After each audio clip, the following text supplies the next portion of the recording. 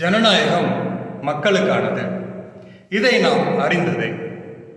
மக்களுக்காகவே இருந்து மக்களின் நல்வாழ்வுக்காக இருக்கக்கூடிய பூரண ஜனநாயகம், அதாவது நிறைவான வாழ்வை மக்களுக்கு அளிக்கக்கூடிய பூரண நிறைவான ஜனநாயகம் நமக்கு தேவை.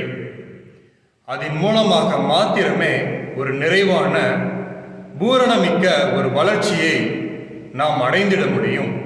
முன்னேற்றத்தை மக்களாகிய நம்முடைய வாழ்வில் நாம் கண்டடைய முடியும். அப்பொழுதுதான் பிரச்சனைகள் நீங்கி புதுமை பிறக்கும்.